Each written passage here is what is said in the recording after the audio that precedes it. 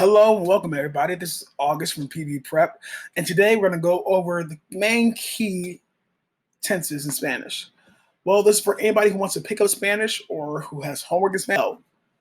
I picked the four most common tenses in Spanish, and those would be present, preterite, imperfect, or future. So that would be presente, as we see here, preterito, imperfecto, y futuro. Okay, so as you can see right here, I made a little timeline, and presente is in the middle. The reason for that is because the present tense, or presente, is defined by an action that's currently happening right now. So an example of this that I've made out is, my family and I are going to the beach today.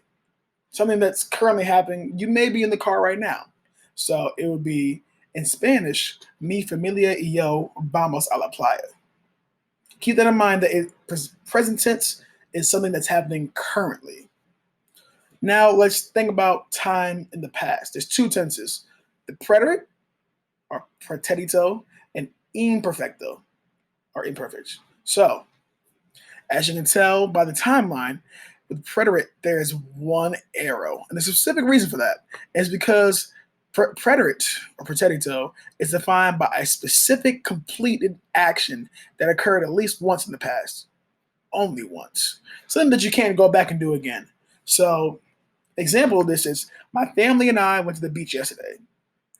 You can't go back in time and do something that's already happened. It's already done. It's completed.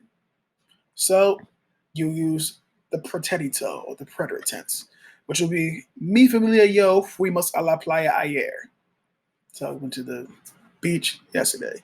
But if you're talking about something more general, more abstract, something that happened frequently in the past, hence the three arrows here, you would use the imperfect tense, the imperfecto. And the imperfect tense is defined by a frequent or recurring action or actions that occurred in the past. So, example would be, my family and I used to go to the beach every summer. See, that happened numerous times every summer. It's a recurring thing, recurring action, imperfect. So, that would be, mi familia y yo íbamos a la playa cada verano. And there's kind of words and cues that you can pick up on to determine whether it's preterite or imperfect. So if you ever see anything that says every or always, things like that, you're leaning more towards the imperfect. Now for the final tense, and probably my favorite, on the right side of the timeline, which means future, we have, of course, the future tense. And the future tense is primarily defined by actions that will happen in the future. Something that you're kind of positive will happen. You don't have any doubts because that's a completely different thing. But we don't need to worry about that right now. It's something that will happen, that you will make sure will happen. So an example of this would be, my family and I will go to the beach this June. And the tense for that would be, or not tense, to say that in Spanish would be, mi familia y yo iremos a la playa.